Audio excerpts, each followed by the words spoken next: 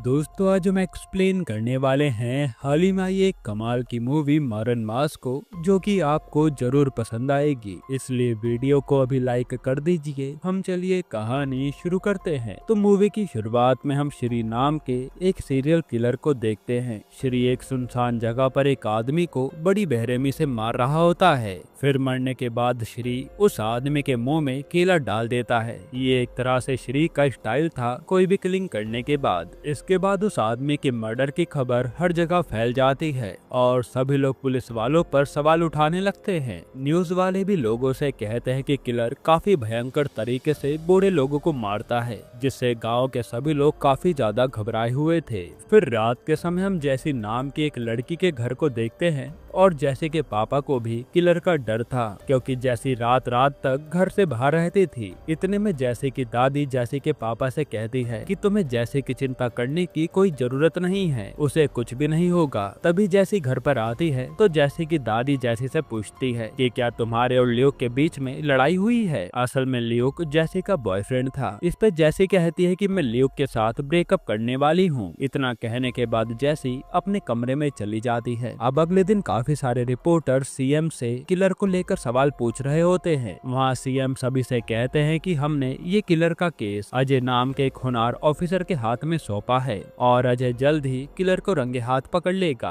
इतने में हम अजय को देखते हैं जो एक साइकोलॉजिस्ट के पास जाता है, क्योंकि अजय काफी टाइम से अपने डॉग को लेकर परेशान था। उधर डॉक्टर अजय से कहते हैं कि तुम्हारे डॉग को गुम हुए काफी महीने हो चुके हैं, इसलिए तुम्हें अब उसको भूल जाना चाहिए। लेकिन अजय अभी भी अपने डॉग को भुला नहीं पा रहा था और उसका नाम था पकरू। फिर अजय जैसे ही कैबिन से बाहर निकलता है तो सभी रिपोर्टर्स अजय से किलर के बारे में पूछने लगते हैं। तब अजय भी उन सभी से कहता है कि अब किलर मेरे हाथों से बच नहीं पाएगा। तब ये सारी न्यूज टीवी पर श्री भी देख रहा होता है। इसके बाद हम कुछ पुलिस वालों को देखते हैं जो ल्यूक को आकर अरेस्ट कर लेते हैं, मगर ल्यूक को उन ऑफिसर से जरा भी डर नहीं लगता और वो बड़े आराम से हंसते हुए उनके साथ थाने जाने लगता है। फिर थोड़े टाइम बाद कुछ लोग ल्यूक को छुड़ाने के लिए थाने में आते हैं। वो लोग राम नाम के पुलिस वाले से पूछते हैं कि आखिर आपने ल्यूक को अरेस्ट क्यों किया है। इस पे राम बताता है कि ल्यूक ने एक वीडियो सोशल मीडिया पर डाला था और उस वीडियो में ल्यूक ने कहा था कि पूरे गांव में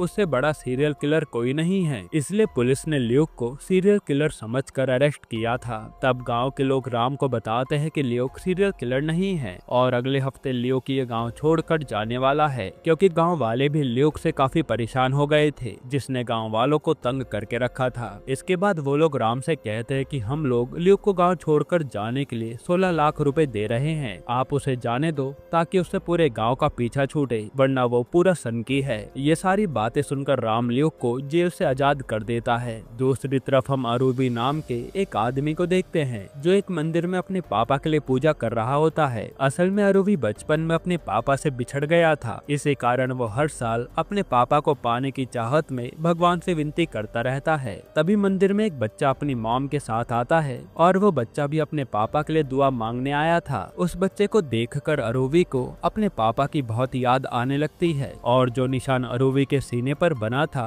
वही सेम निशान अरूबी के पापा के सीने पर भी था। फिर हम जितिन नाम के एक बस ड्राइवर को देखते हैं। जितिन पूरे गाँव में अपनी शादी का कार्ड बांट रहा होता है और उसकी शादी 16 दिसंबर को होने वाली है। अब तक 21 बार रिजेक्ट होने के बाद आखिरकार जितिन को एक लड़की मिल ही गई थी। वहीं अरूबी भी जितिन की बस में कंडक्टर का काम किया करता है। इधर ल्यूक जैसी से मिलने बाइक पर आता है तो जैसी ल्यूक से कहती है कि मैं तुमसे ब्रेकअप करना चाहती हूँ और गांव में सभी लोग तुम्हें पागल समझते हैं। असल में ल्यूक की उस वायरल वीडियो के बाद गाँव में सभी लोगों ने ल्यूक को सीरियल किलर कहना शुरू कर दिया था, इसलिए जैसी ये सबसे परेशान होकर ल्यूक से ब्रेकअप कर लेती है और वहाँ ल्यूक जैसी को समझाने की काफी कोशिशें भी करता है, पर जैसी नहीं मानती। तभी हम एक स्कूल में श्री को देखते हैं। उस स्कूल में श्री छोटे बच्चों को पढ़ाया करता था। फिर श्री बच्चों को एक खून खराबे की कहानी सुना रहा होता है जैसा उसे पसंद था, पर ये कहानी सुनकर बच्चे डरने लगते हैं। इतने में एक टीचर श्री से आकर कहती है कि आपको बच्चों को ऐसी कहानी सुनानी नहीं चाहिए, जिस पर श्री चुप हो जाता है। अब रात के समय हम जैसी के पापा और उसकी दादी को देखते हैं।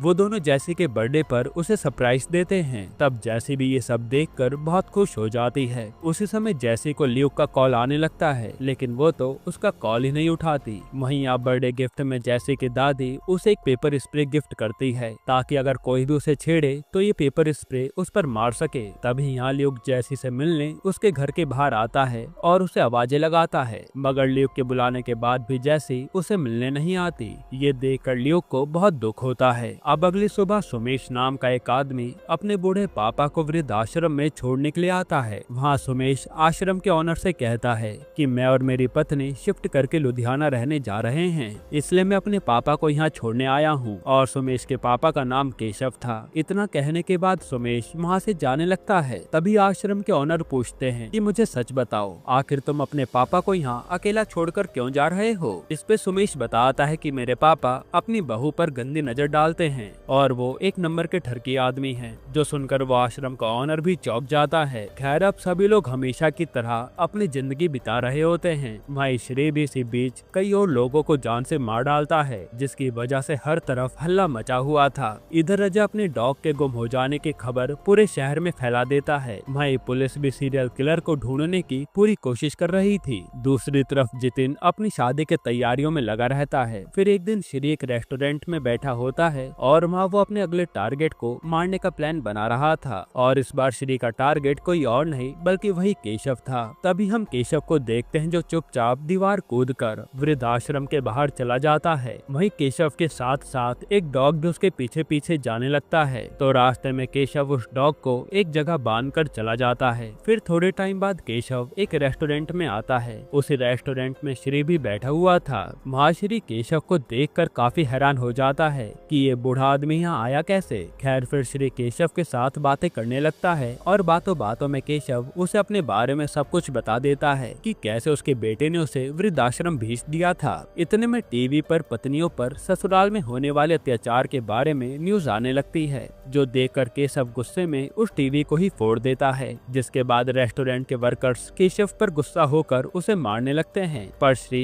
केशव को बचाकर अपने साथ ले जाता है। अब रास्ते में जाते समय श्री केशव को मारने के लिए एक दुकान पर से ब्लेड लेने जाता है, मगर इतने में केशव भागते हुए एक बस में चढ़ जाता है। तब श्री भी उसके पीछे जाता है। अब यहाँ बस में केशव हमेशा की तरह औरतों को छेड़ने लगता है। इसी वजह से केशव के ऊपर काफी सारे लोग भड़क जाते हैं और उस बस का ड्राइवर और कंडक्टर कोई और नहीं बल्कि जितिन और अरूवी होते हैं। इधर थाने में एक लेडी ऑफिसर अजय से कहती है कि सर सारे कनेक्शन लगाने के बाद लगता है कि किलर का अगला टारगेट केशव नाम का एक बूढ़ा आदमी होने वाला है, इसलिए हमें केशव का जल्दी से पता लगाना होगा। तब अजय भी केशव के बारे में जानकारी हासिल करने लगता है। अब यहाँ बस में ही रात हो जाती है और उसी बस में जैसी भी बैठी होती है तभी केशव उसके साथ गलत बर्ताव करने लगता है। इससे गुस्सा होकर जैसे केशव के मुंह पर पेपर स्प्रे मार देती है, जिससे केशव की हालत खराब होने लगती है और जैसी मन ही मन खुश हो रही थी, मगर जैसे को इस बात की बिल्कुल भी भनक नहीं थी कि पेपर स्प्रे मारने से केशव की मौत हो जाएगी, क्योंकि थोड़े टाइम बाद ही केशव की सांसें पूरी तरह से रुक जाती हैं और केशव को मरा हुआ देखकर सभी लोग बहुत डर जाते हैं। और यहाँ उस बस में सिर्फ जितिन, श्री, जैसी और अरूवी होते हैं। तब श्री केशव को जिंदा करने की कोशिश करता है, पर वो चाहकर भी केशव को बचा नहीं पाता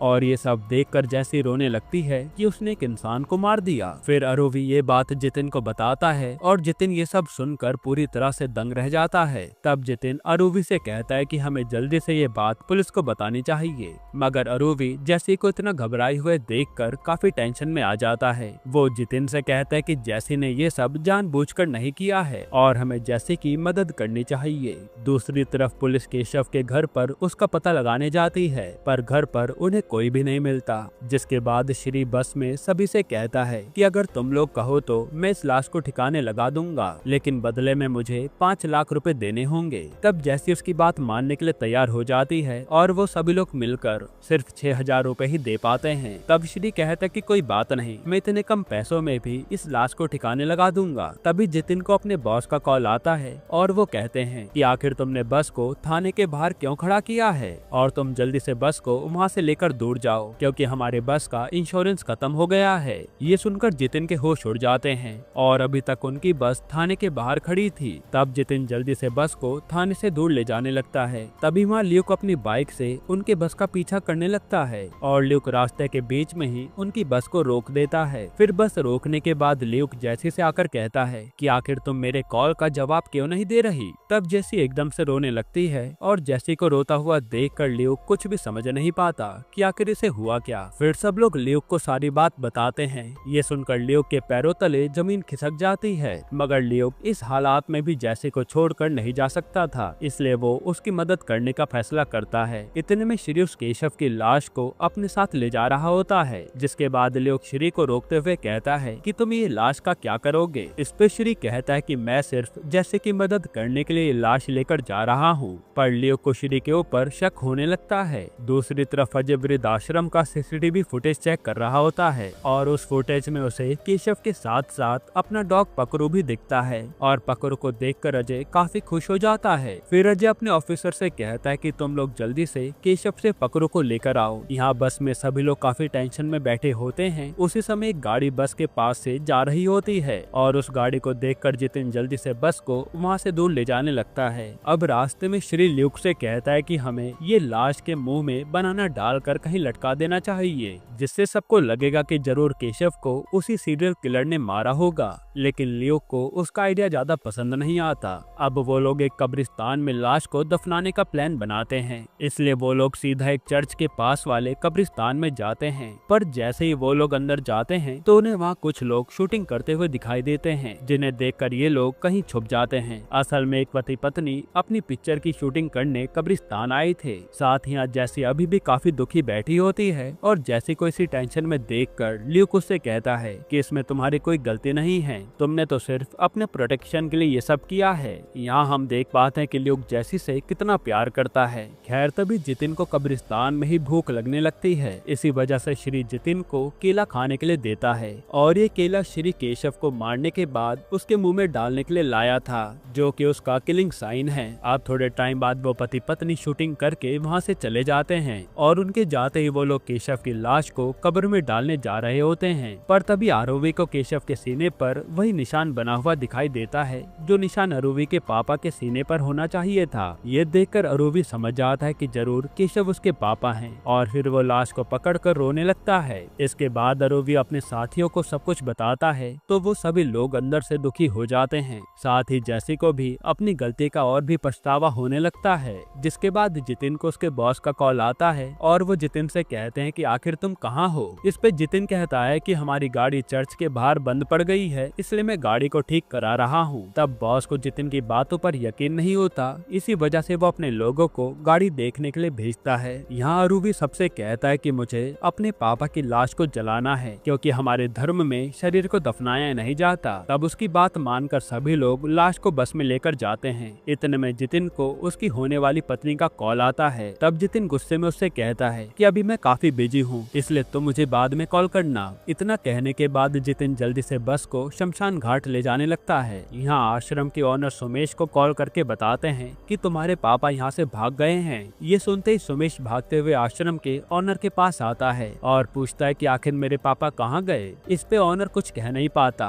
और वो दोनों मिलकर केशव को ढूंढने लगते हैं। इधर रास्ते में जाते समय सभी लोग काफी निराश बैठे होते हैं। उसी टाइम श्री उठकर सभी से कहता है कि मुझे ये लाश ले जाने दो वरना मैं सबको मार दूंगा। ये सुनकर सभी लोग श्री के ऊपर हंसने लगते हैं कि लगता है ये बहक गया है और सबको हंसता हुआ देखकर श्री को गुस्सा आता है और वो अपने बैग से एक हथौड़ा निकाल देता है। ये देखकर सब लोग बहुत डर जाते हैं। फिर श्री जैसे ल्यूक को मारने वाला होता है तभी जितिन एकदम से ब्रेक मार देता है जिससे श्री बस में ही गिर जाता है। फिर कुछ लोग जितिन के पास आकर कहते हैं कि हमारी स्कूल बस खराब हो गई है तो क्या आप हमारी हेल्प कर सकते हैं। इस पे जितिन सोचता है और फिर उनकी मदद करने को मान जाता है। तब स्कूल बस से सभी बच्चे उतरकर जितिन की बस में आकर बैठ जाते हैं। असल में ये सभी बच्चे श्री के स्कूल के ही बच्चे थे और वो श्री को इस बस में देखकर हैरान हो जाते हैं। जिसके बाद श्री बस में बच्चों को कहानी सुनाने लगता है क्योंकि वो तो इन बच्चों का चहीता था। श्री उनसे कहता है कि एक बार कुछ चोर एक राजा के घर से उसका हीरा चुरा कर ले जा रहे थे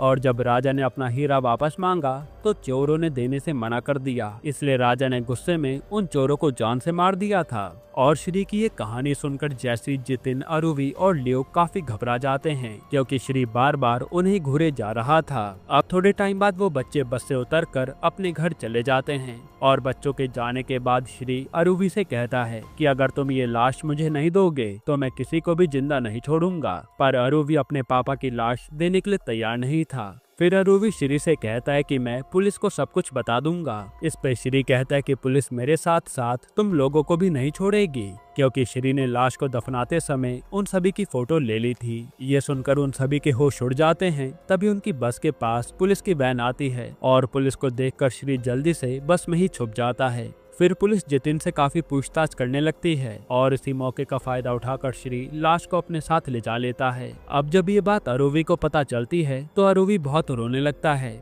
फिर अरूवी जैसी से रोते हुए कहता है कि मेरे नसीब में अपने पापा का अंतिम संस्कार करना भी नहीं लिखा है। तब लियोक उससे कहता है कि श्री तुम्हारे पापा के साथ साथ मेरी जैकेट भी लेकर चला गया। ये सुनकर जैसी लियोक पर ही गुस्सा हो जाती है कि तुम्हें अभी भी मस्ती सूझ रही है और ये सब कुछ तुम्हारे कारण ही हुआ है। वो आगे कहते कि तुम जब से मेरी जिंदगी में आए हो तब से मेरी जिंदगी में सिर्फ गलत चीजें ही हो रही हैं। जो सुनकर लियोक काफी इमोशनल हो जाता है। इसके बाद पुलिस सभी से केशव के बारे में पूछताछ कर रही होती है। इतने में एक बच्चा पुलिस से कहता है कि मैंने इन दादाजी को बस में बैठे हुए देखा था और उनके साथ बस में लियोक भी बैठा था। उसकी बातें सुनते पुलिस समझ जाती है कि जरूर लियोक केशव को किडनैप करके मारने ले जा रहा होगा। इसलिए पुलिस हर जगह लियोक को ही ढूंढने लगती है। अब यहाँ जितिन को उसकी मंगेतर के पापा का कॉल आता है और वो कहते हैं कि मेरी बेटी तुमसे बहुत नाराज है, जरूर तुम दोनों के बीच में लड़ाई हुई होगी। इस पे जितिन उनसे कहता है कि नहीं, हम दोनों के बीच में कोई लड़ाई नहीं हुई है। यहाँ एक तरह से ऐसा लग रहा था कि जितिन की ये शादी भी टूट जाएगी, मगर जितिन जैसे तैसे उसको बचा लेता है। उसी समय लियोक को अपने डैड का कॉल आता है और वो लियोक से कहते हैं कि तुम जल्दी से घर आ जाओ, मैंने तुम्हारा फेवरेट खाना बनाया है। तब लियोक सोच में पड़ जाता है कि आखिर उसके पापा के पास फोन कहाँ से आया। असल में पुलिस के कहने पर लियोक के पापा ने लियोक को कॉल किया था और लियोक के पापा इनाम के लालच में अपने बेटे को पकड़वाना चाहते थे और वहीं लियोक के पोस्टर भी लग चुके थे। अब लियोक ये सब देखकर काफी ज्यादा दुखी हो जाता है, लेकिन वो जैसी से कहता है कि तुम यहाँ से चली जाओ और मैं तुम्हारा इल्जाम अपने सर पर ले लूंगा। ये सुनकर जैसी काफी ज्यादा इमोशनल हो जाती है। फिर जितिन और अरूवी जैसी को अपने साथ लेकर चले जाते हैं और लियोक एक जगह पर बैठा होता है। इतने में पकड़ू लियोक के पास आता है। पकड़ू को देखकर लियोक जल्दी से अजय को कॉल करके कहता है कि आपका डॉग मेरे पास है, इसलिए आप इसे ले जाइए। तब अजय जल्दी से लियोक के पास जाने लगता है, जिसके बाद लियोक को वहीं पति पत्नी दिखाई देते हैं और वो लोग मिलकर ड्रोन उड़ा रहे थे और उस ड्रोन से सारी चीजें दिखाई दे रही थी। तब लियोक उस ड्रोन की मदद से श्री को ढूंढने लगता है और कुछ ही देर में आखिरकार लियोक को श्री का लोकेशन मिल जाता है। तब लियोक जल्दी से श्री की लोकेशन अरूवी को बताता है, जिससे अरूवी भी अपने पापा को उसी लोकेशन पर लेने जाने लगता है। अब उसी पति पत्नी को ये बात पता चलती है कि पुलिस लियोक को ढूंढ रही है और लियोक को पकड़ने वाले को 10 लाख रुपए मिलेंगे। इसी वजह से वो पति पत्नी लियोक को पकड़कर थाने ले जाने लगते हैं। तब उसी समय रास्ते में गांव के लोग लियोक को जाते हुए देख लेते हैं और वो लोग भी पैसों के लालच में लियोक को पकड़ने लगते हैं। इसी कारण उन सभी के बीच में लड़ाई शुरू हो जाती है। तभी लियोक के पास अजय आता है